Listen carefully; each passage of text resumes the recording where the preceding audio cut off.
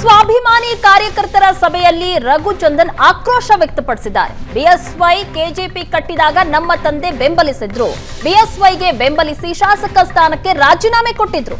ಆದ್ರೆ ಅವರ ಪುತ್ರನೇ ಸಂಸದ ಸ್ಥಾನಕ್ಕೆ ರಾಜೀನಾಮೆ ಕೊಟ್ಟಿರಲಿಲ್ಲ. ಒಬ್ಬನನ್ನ ಕೊಂದವನು ಕೂಡ ಕೊಲೆಯಲ್ಲೇ ಅಂತ್ಯವಾಗೋದು ಸತ್ಯ. ನನ್ನ ತಂದೆ ಬೆಂಬಲಿಗರು ಕೈಗೊಳ್ಳುವ ನಿರ್ಧಾರಕ್ಕೆ ನಾನು ಬದ್ಧನಾಗಿದ್ದೀನಿ ಅಂತ ಹೇಳಿದ್ದಾರೆ. ಇನ್ನು ಮುಂದಿನ 30 ವರ್ಷ ನಾನು ರಾಜಕಾರಣ ಮಾಡ್ತೀನಿ, ನನ್ನನ್ನ ಯಾರೂ ಸಹ ತಡೆಯೋದಕ್ಕೆ ಸಾಧ್ಯವಿಲ್ಲ ಅಂತ ಸ್ವಾಭಿಮಾನಿ ಸಮಾವೇಶದಲ್ಲಿ ರಘುಚಂದನ್ ಈ ರೀತಿ ಶಪಥ ಮಾಡಿದ್ದಾರೆ.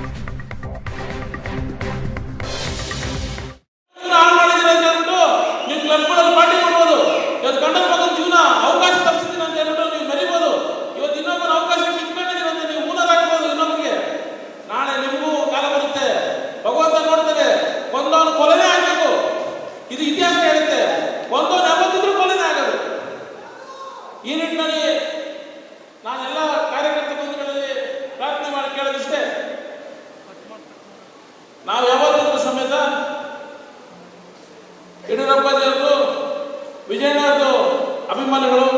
ನಾವು ಯಾವ ಸಂದರ್ಭದಲ್ಲೂ ಸಮೇತ ಅವ್ರ ಕಾಲಕ್ಕೆ ತೋರಿಸಿ ತಲೆ ಮೇಲೆ ಹೊತ್ಕೊಂಡು ಮಾಡುವಂಥದ್ದು. ನಾವು 2013ರಲ್ಲಿ ಕೆಜೆಪಿ ಬಿಜೆಪಿ ಆದ ಸಂದರ್ಭದಲ್ಲಿ ನಮ್ಮ ತಂದೆಯಲ್ಲೇ ಕೂತಿದ್ದಾರೆ. ನೀವೆಲ್ಲರೂ ಸಾಕ್ಷಿ ಕೂತರು. ಒಂದು 6-7 ತಿಂಗಳು ಮುಂಚೆ ನಮ್ಮ ತಂದೆ ರಾಜೀನಾಮೆ ಕೊಟ್ಟು ಬಂದರು.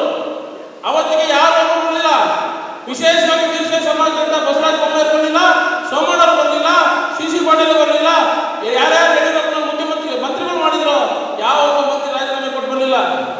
ಅವತ್ತು ಹೋದರು ಇದೇ ಭೋಗಿ ಸಮಾಜದ ಯಡಿಯೂರಪ್ಪನವರು. ಯಾಕೆ ಹೋದ್ರು ಅಂದ್ರೆ ಯಡಿಯೂರಪ್ಪನವ್ರ ಮಾರ್ಗದರ್ಶಕರು, ನಮ್ಮ ತಂದೆ ಸ್ಥಾನದಲ್ಲಿರುವಂತವರು.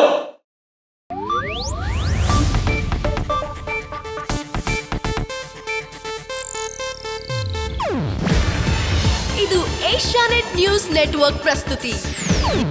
ನೀವು ನೋಡ್ತಿದ್ದೀರಾ ಏಷ್ಯಾನೆಟ್ ಸುವರ್ಣ ನ್ಯೂಸ್.